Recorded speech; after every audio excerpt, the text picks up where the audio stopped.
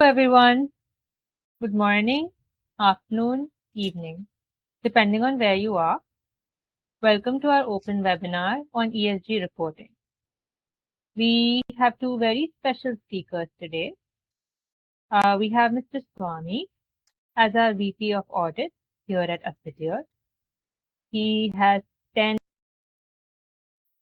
plus years of experience in cybersecurity, governance, risk, and compliance. We have Mr. Ashit Dalal, who is the Director of ESG Services here at Assidier. Major focus is on ESG and safety assurance services. What can we expect today? It's a 1 hour session scheduled with 15 minutes at the end for Q&A. Questions will be answered through the Q&A box on your left. There are polls at the end as well, which I'll be starting.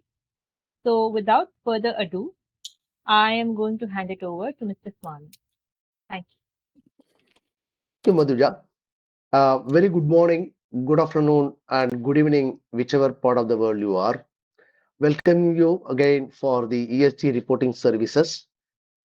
We are going to have an agenda about talking about Assidier, about ESG introduction and need for ESG reporting, ESG metrics and components, ESG frameworks, advantages of ESG reporting, and question and answer section. Now, to start with, we will be trying to introduce about Assidier. About Assidier, we wanted to tell you that we are a CPF firm based in Denver, Colorado, USA, and also having an associated office in Mumbai, offering cybersecurity audits and assurance services in the area of SOC 1, 2, 3 reports as a CPF firm. And also we are again empaneled with as auditors in PCOB, ISO IEC certifications for data security, business continuity, and privacy as an ISO IEC certification body. Also, we provide cloud CSA star audits as empaneled Cloud Security Alliance auditors. We also conduct technical audits like vulnerability assessment, pen testing services. We also provide security operations center and training services.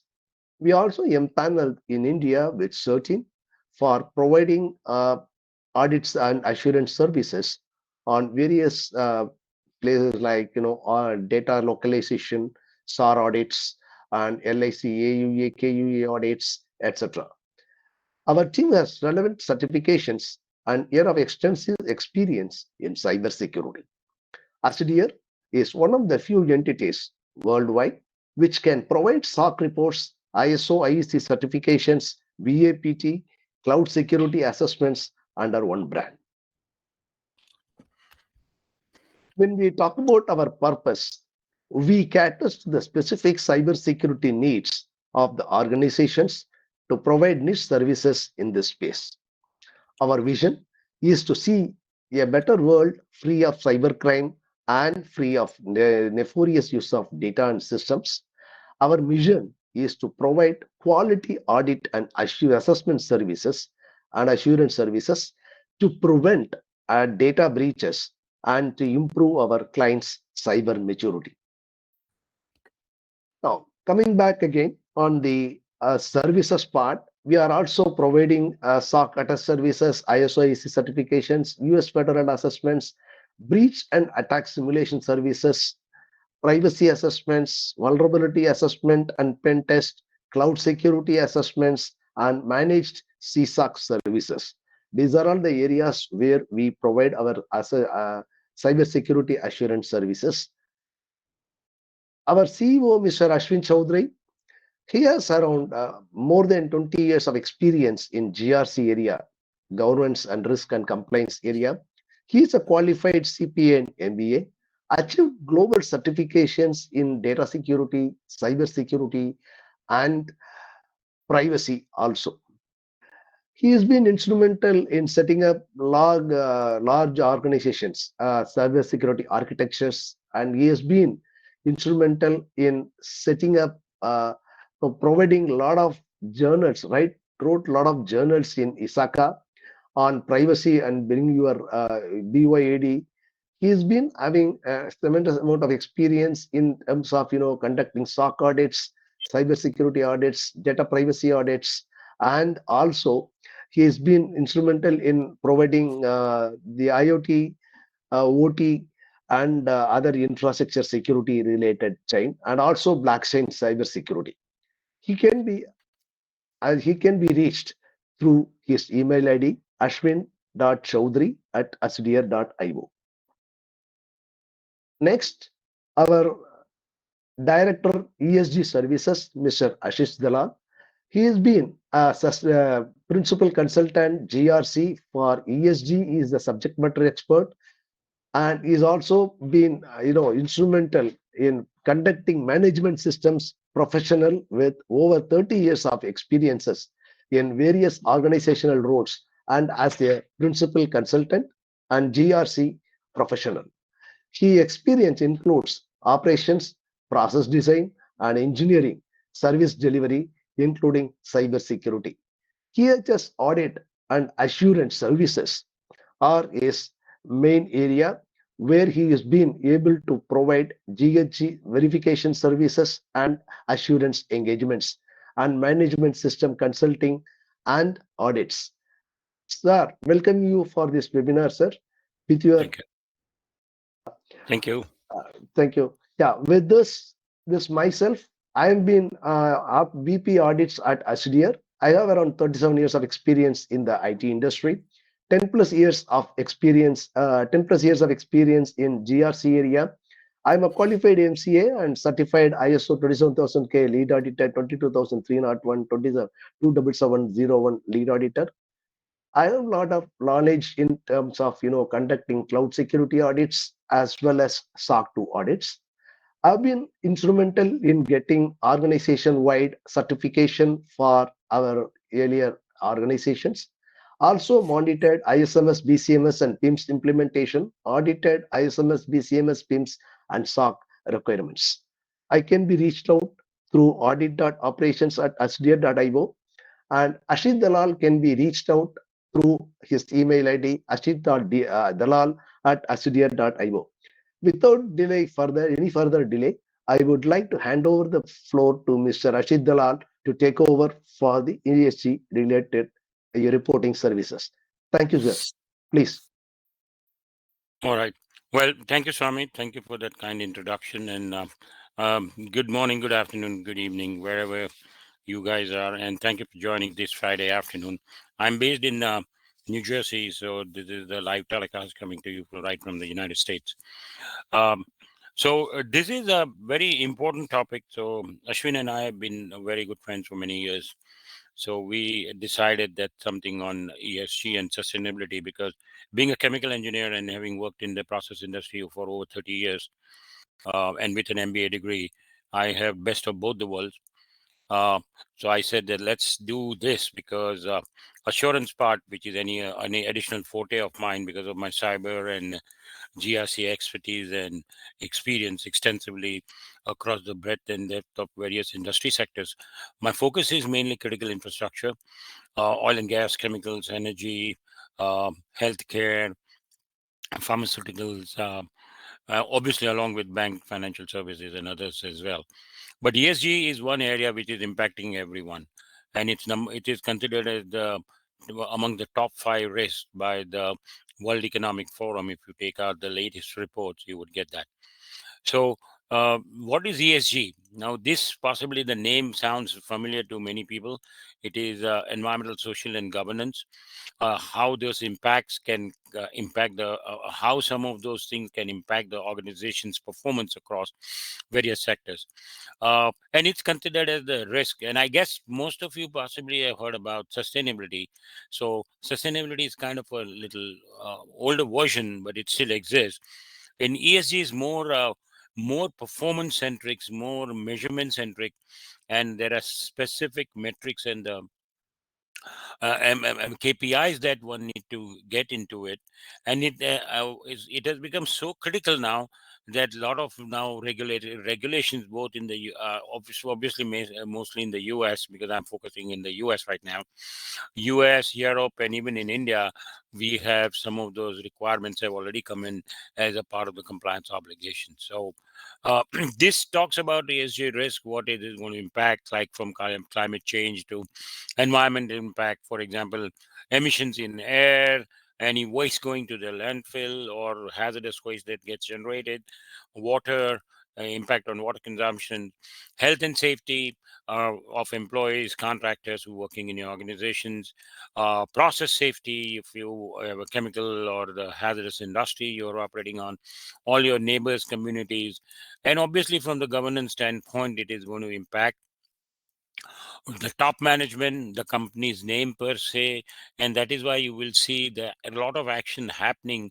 So, like many things, what you possibly have seen in terms of cybersecurity, data privacy, assurance, etc., and risk in general at the enterprise level, ESG has become a kind of a boardroom agenda discussion, and that is where the whole world is moving right now, and it is very rightly so. So I think Dear and Swami have done a right thing for organizing this introduction webinar. So this is a global concern, and these are some of the things from a lot of good top organizations and some of the known people, what they mention about ESG. For example, if I talk about TCFD, which has got the reporting framework, while the world moves toward the single standard, BlackRock continues to endorse TCFD and SASB line reporting. Same thing which is come from SEC chair. SEC has already come out with the updated rule for climate disclosure. So United States acting in pursuit of the public interest and acting to maximize the bottom line are complementary. So uh, all those things which you see every single day, there will be some write up, some blog, some webinar you would see on this very, very important and critical topic. Next slide, Swami. So what is the need for ESG report? So if you ask me what is the why you need ESG now, so there are quite a few. I mean, this itself is a topic by itself. So in like less than like 45 minutes, if we have to summarize, I will summarize in a couple of slides. Most important is that environmental or the climate change risk continue to dominate the risk landscape over all three time frames. I told you that climate change and all the natural events that has been happening, the WEF Global Risk Report in 2024 highlighted this. People, my friends who are from the United States and specifically in California, last year California alone has witnessed something like 3,000 events, natural events, including the fire and some of the other stuff that you would see. So uh, we are constantly struggling with nature. I mean, obviously, when it comes to nature, everyone becomes at some point in time helpless. But we try our best to, mitigate the risk or the wrath of nature when something like this happens. And that is why that impacts not only all of us at the personal level, but also it impacts the society, the organizations, and also the country at large. uh, then there are also mandates from the regulatory authorities, and I'm going to show you in just the next slide, like in the SEC and all. No, go back to the previous slide. Go back to the previous slide, Swami. Yeah. Yeah. This one. Okay. Then there are organizational sustainability requirements. Then you have a investors transparency, because nowadays people who want to invest, like green investment, so you will see a lot of investment coming into the green technologies. You will see a lot of things coming into the sector specific, like renewable energies or EV vehicles, etc. I was just seeing a video. Elon Musk has come out with what is called as the sustainable housing. So you can just create a housing which is completely, which is called the scalable or modular house, more like a condo on the way sustainable works on the, you know, solar energy and those kind of stuff without any emissions. So those kind of things are also now started coming in. So people, by and large, society by and large have become quite environmental conscious, as also the conscious from the point of view of social impact, equality, and all those stuff. So And investors and the stakeholders, they want to see how organization manage ESG risk, and not just at the risk from the cyber or the data privacy or environmental health and safety, but all things combined together as a part of their overall internal controls and what we call it as an enterprise risk. And they want to, organizations and the regulators, or I would say senior management or the regulators and the stakeholders in general, they want some kind of assurance from a third party or an independent third party, something like ISO certifications, that how this can be done. So next slide. Now, this slide gives you a little bit of flavor on what are the compliance obligations. Uh, ACC just came out with a couple of weeks ago what is called as the updated and final climate disclosure rule. And along with, you possibly are aware of what is there happening in the European Union. One is that Corporate Sustainability Reporting Directive, CSRD, is becoming very, very popular across entire Europe. And then California, as always, taking the lead is California's climate laws have come out. I was told New York and Illinois are also going to follow. Uh, I am a registered lead verifier uh, for the state of California, Oregon, and Washington. So I'm registered with them, so I can do a lot of greenhouse gases verification work across 3 states. And now New York is also coming out with similar laws. You would see that a lot of action happening in 2024, 2025. ACC law rule, the new rule is going to kick in from 1st of January 2025 for the large filers. So this is something, large filers means I'm talking about the large banks or large, you know, companies such as IBM's or ExxonMobil's or of the world, uh, because they are already publicly traded companies. So they will have the onus to report their ESG performance to ACC as per the ACC final climate disclosure rule, as also because most of these companies working are also operating in California in large scale. Like for example, if you talk about ExxonMobil or if you talk about BP or whichever is the company that is operating, or refinery, or oil and gas operations in California, they will have to abide by these laws in terms of their ESG reporting or climate disclosure. Then there are, as you know, that there is a 10K filing which includes for the publicly traded company in the United States. So those climate disclosures will also be required as a part of 10K filing, and some of them are like material climate risk related, climate related risk, and how companies are managing them. And when we speak about materiality in terms of one is the overall impact, and second is the impact from financial standpoint. Because anything what you do, for example, if there is a big storm, or if it snow blizzard or something like Sandy, which happened in 2012 in New Jersey and created a havoc across. So when such kind of nature event happen, what would be the impact on operations, and what will be the resultant financial impact that publicly traded companies are required to now report per new ACC climate disclosure rule.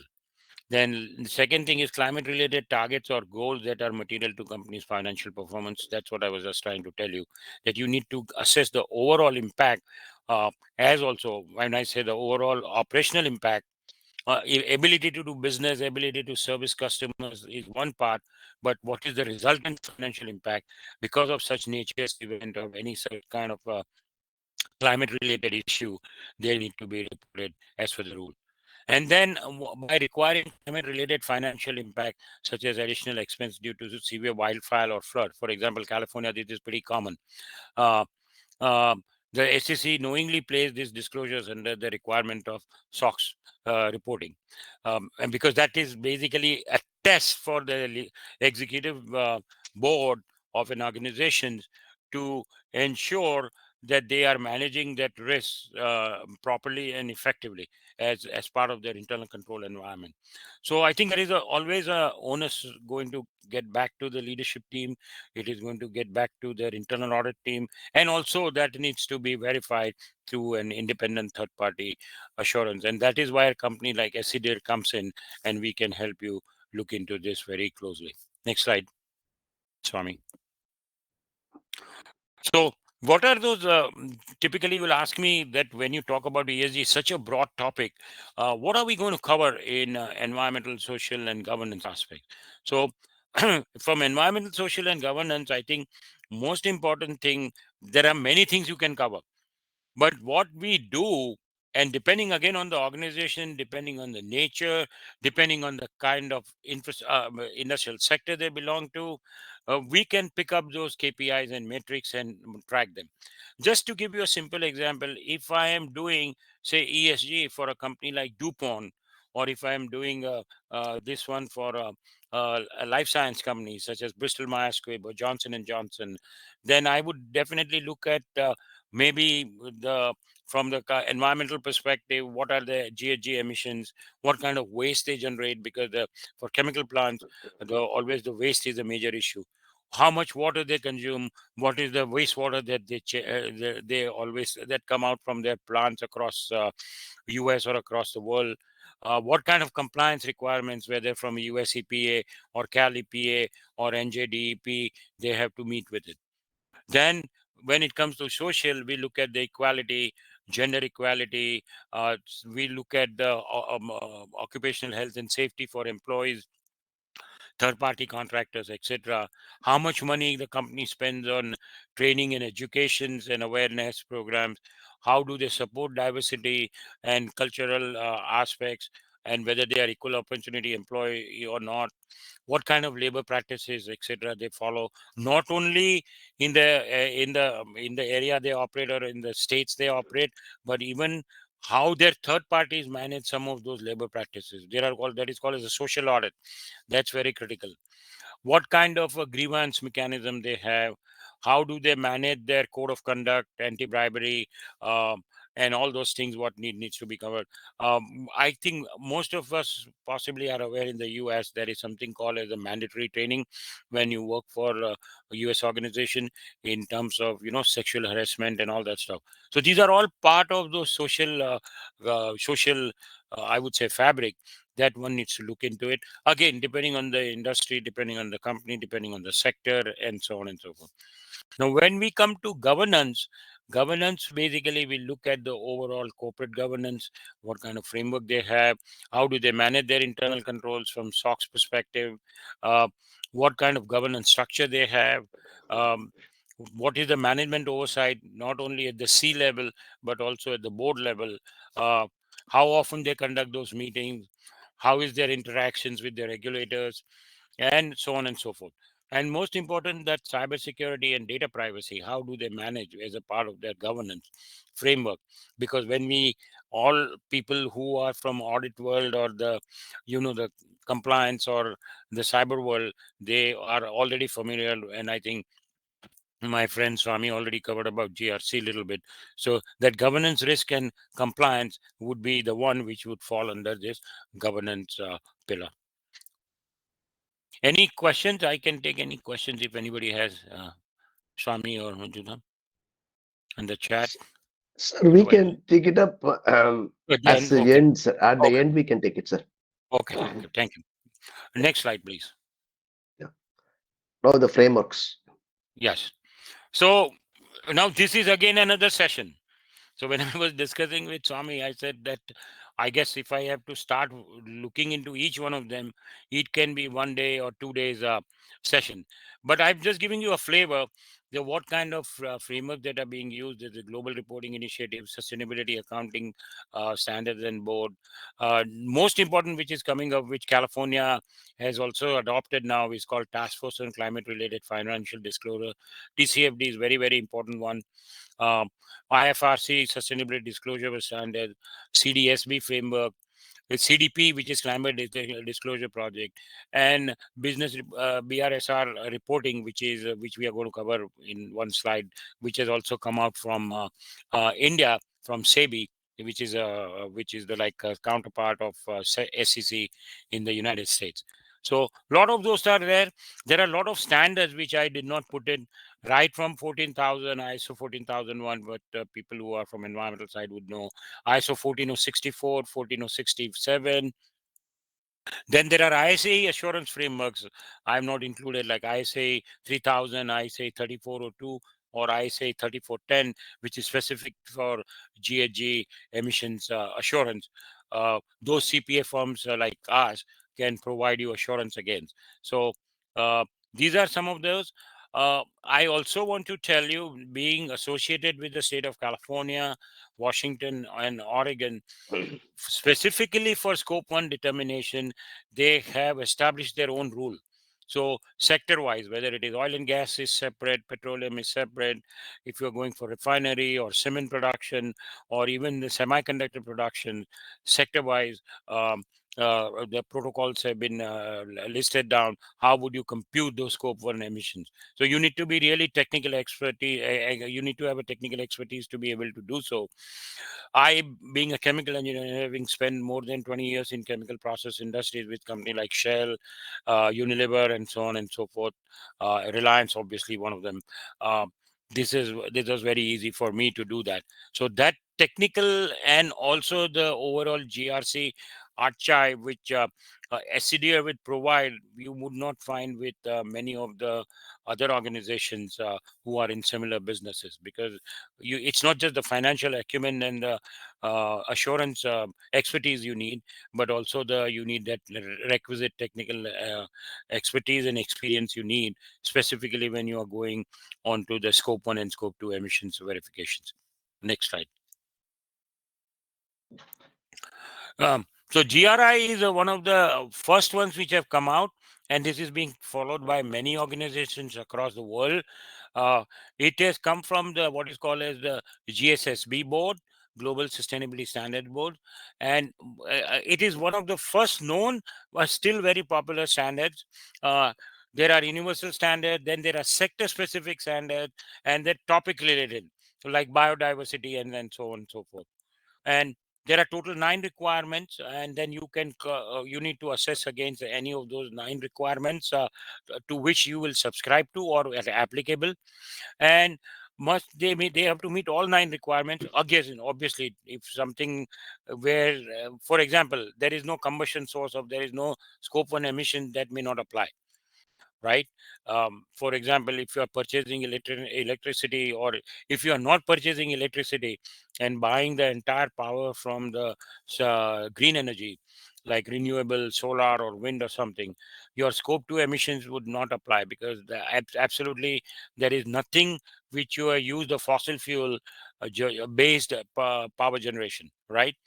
So those kind of stuff you need to look into it and then apply. And GRI standards still today they still remain at one of the top 5 standards, again, which the reporting and the measurements are done. Next one. TCFD is a new kid on the block. I won't say the new, but I think it's getting very popular. It started almost about 7-8 years ago, to be precise, in 2017. And implementation and reporting through SASB and CDB, ASB's market-based framework standards and resources. Why people have started and the regulators started favoring this? Because this is very closely aligned to what is called as the internal control course. So internal control, it talks about GRC, it talks about communication, it talks about risk, governance, and all those stuff. So those 4 core elements, which are governance, strategy, risk management, and matrix and target, are very closely aligned to, if you take COSO internal control framework, or COBIT framework, if I take IT governance. So there is a good match between the two, and hence California new legislation which has just come in, they have prescribed TCFD as well. So even European standards, they prescribe TCFD reporting. Many organizations, they have started looking into this very closely as and adopting that as their reporting standard. Next slide, please. This BRSR is it has come out from India last year. I think I have to be precise in 2022. It is issued by SEBI, which is the Security and Exchange Board of India. It's a kind of counterpart of SEC in the United States. There are three sections. One is the general disclosures. Second is the management and process disclosures, which is very similar to attestation management assertion, that kind of stuff, which you see in typical SOC 1 or SOC 2 report. And then there are principle wise performance disclosure. So the slide which I showed you on ESG, various KPIs on matrix, you will have to give select most applicable or the most relevant one for your organizations and report it accordingly.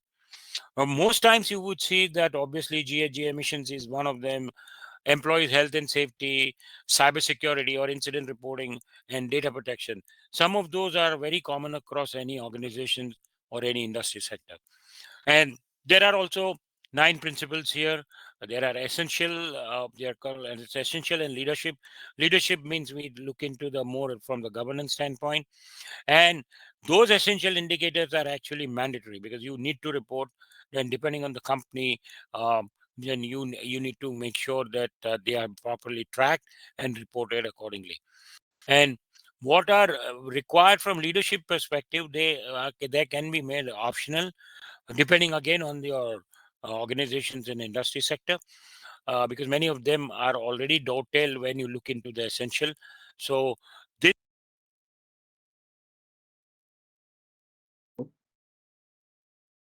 Hello, Ashit, are you there?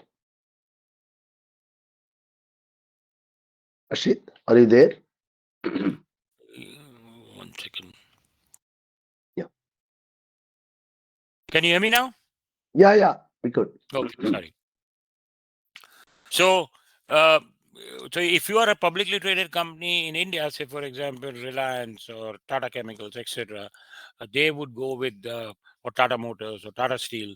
They will have an obligations to report or publish their BRSR report, and third-party assurance also can be mandated in this case.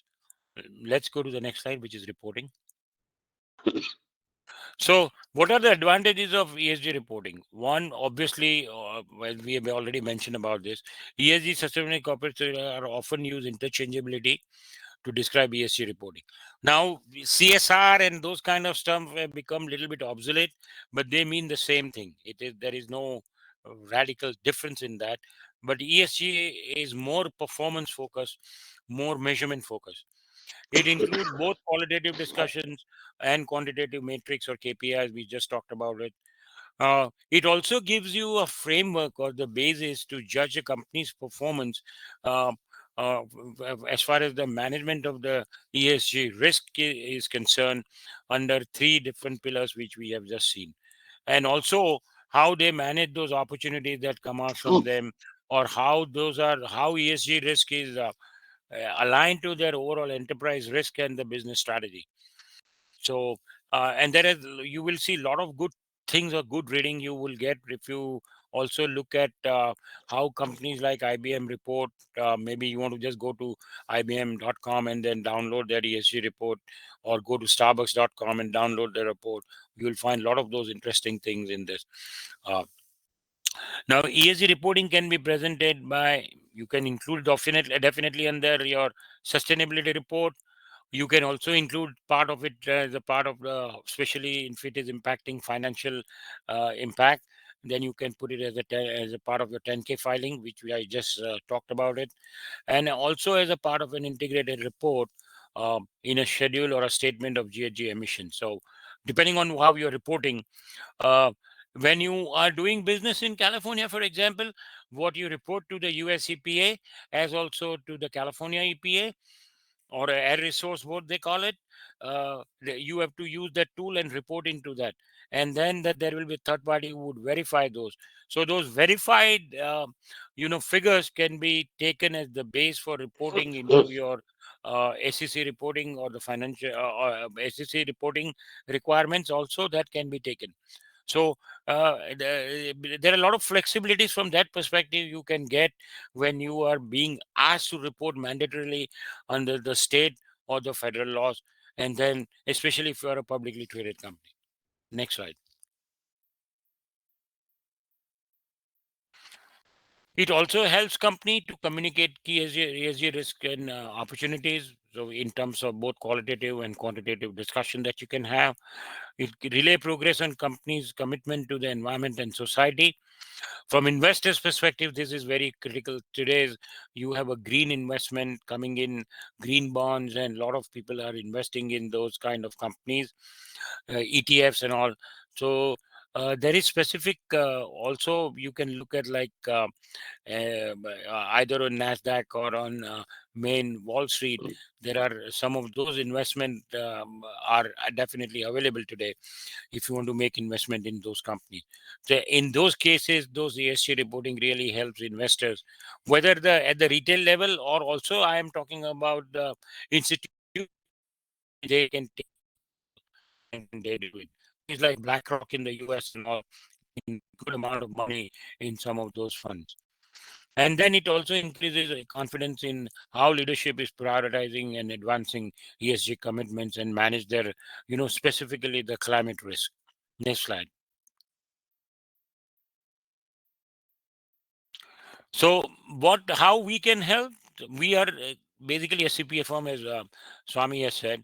So, apart from audit assurance that we provide under the G pillar, which is the governance pillar, uh, E and S pillars also now we can provide all the technical aspects, right to also give you assistance in preparing your scope 1 emissions or the scope 2 emissions which are required under SEC, verification and assurance thereof, either using ISO standards or any of those protocols we just talked about it. Most commonly, I say 3410 or 3000 framework, we can do that. And this is the we can provide the entire assurance engagement or specific assessment depending on the client needs we can provide. So it's a tailor-made services that we provide, not kind of one size fits all. Yes, the basic stuff possibly at the ground level would remain same, but depending on the client needs and client pain points, those service offerings can be provided.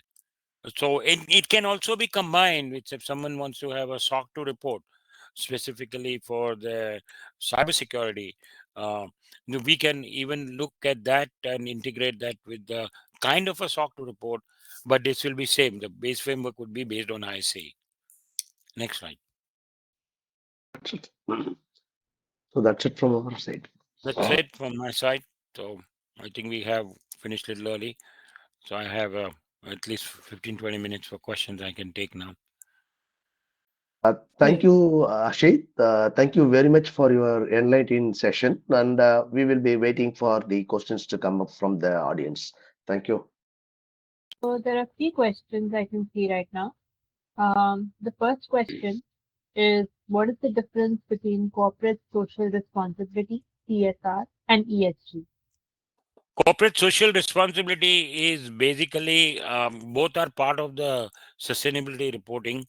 ESG is very specific and they have a little bit of a different connotation. Specifically, if you go in India, there are legal requirements to commit depending on the kind of your annual turnover. So 2% of your net income, you possibly are asked to invest in those social cause which are approved by the government. Uh, and ESG looks at more from the risk perspective. So how you manage that? One is the social responsibility fabric. Second is the more managing at the risk at the enterprise risk level, and ESG part is a little bit more focused on environment. To be honest with you, so climate change is one of the key driver for having the ESG reporting. The second question now is how ESG is reported.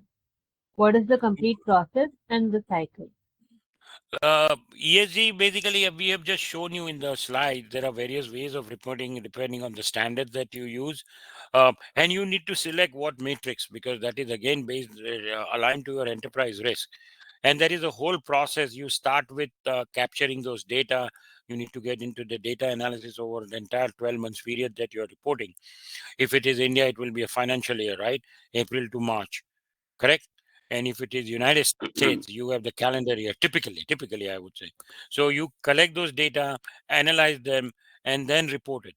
So again, it is very specific what matrix that you are looking at based on your internal requirements, the stakeholder requirements, regulations. Like if you are a publicly traded company in the United States, ACC rules will apply, um, especially large filers, scope 1 and scope 2. You don't look into scope 3. If it is California, you have to report all three of them, and then they prescribe what framework you have to use. So compliance also many times drives that, but by and large, one of those frameworks can be used to report your ESG performance. What are the major Including final challenges with ESG reporting? Okay. Now, major challenges with the ESG is most definitely data.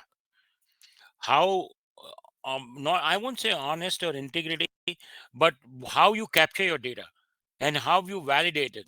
For example, electricity consumption, which is main driver for scope 2 emissions. Okay. How am I capturing scope, electricity consumption? Is it coming from, do I have those bills which come from my utility provider? Or um, if I don't have those bills, what is the method of estimation? Normally, you won't see that. But how you collect data, populate that data, analyze that data, and convert it into the requisite performance matrix. For example, health and safety. Just an additional example. How am I tracking the injury rate? Whether lost time injury in the US, we have to report to OSHA, 300A logs and 300 logs. So, do I have the visibility of those? How am I measuring employees' involvement? So, if I have ISO 45001, that becomes a clear indicator. If how do I measure, say, for example, emissions? If I'm taking credit for the part of my energy coming from a renewable source, how am I accounting for it? Because when I calculate my scope 1 or scope 2 emissions, or specifically scope 2 emissions, I will not assign any, I will assign credit for that, because that would not be considered as part of scope 2, because that portion is coming from the renewable source, whether it is nuclear, whether it is, for example, solar or wind or hydro, those kind of things you will have to do. So, two challenges I see. One is that you need to have a leadership buy-in. Obviously, leadership will have no choice if those are mandated. And second thing is capturing correct data, analyzing them, and then reporting them on a consistent basis. At some of these points, what we need to have well-defined tools which are going to provide those data to us in order to ensure that the data what we are getting validated properly and things like that. So that is And also will help. nowadays there are a lot of good softwares available. For example, Microsoft Sustainability Manager, or from Cognizant, or from IBM. IBM has tied up with E&Y to provide what is called their new platform to report the not only GSG but for ESG completely. And obviously, I would look at the reports, what they submit to the regulators. So if a company operating in California, for example, ExxonMobil, then I would like to see how they are reporting to California EPA or in US EPA in terms of their scope 1 emissions. Correct. So data is the main thing, as I keep on saying, and how you analyze them, and kind of framework, as Swami has said, that you use.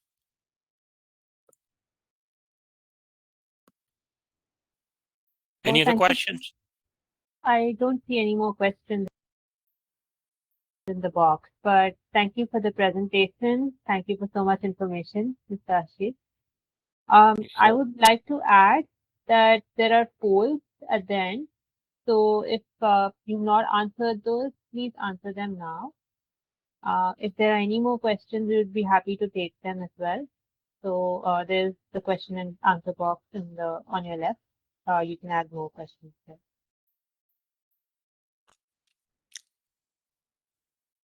Wait a couple minutes. If there are no more questions, we can give the people their time back, and we can end the webinar early, if that's okay.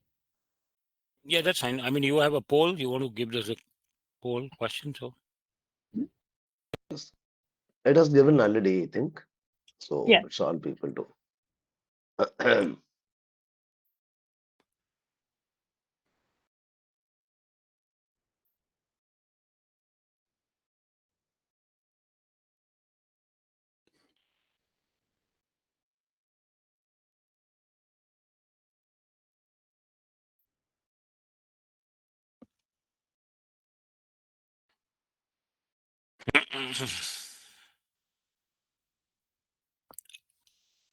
I think if there is no more questions, we can give back their time. That will be helpful for them. Yeah. So thank you everyone for joining us for the webinar. I hope you join us for more of them ahead. There will be another one the next month, and we will I keep you think one of posted. the polls you should have asked Manjuta that Madhuja, if they have, if the audience will have interest or the participants will have interest to go a little bit deep dive into the ESG, maybe ESG training and those kind of stuff, professional training. So we can also look into that option. Definitely. Yes, Ashit. That is why we have given the poll as, do you want us Okay. to come for compliance and ESG services? We have Yeah, asked that poll. Yeah, we will look at it. Thank you, Ashit, for your wonderful session. It's very, very much enlightened us with what is ESG and how we are need to look at it from the organization perspective. All that. Thank you so much. Thank you, sir. Yeah. Bye. All right, guys. Have a good one. Thank you. Enjoy your day and have a lovely The weekend. webinar Okay. has ended. Thank you for Thank you. joining. Goodbye.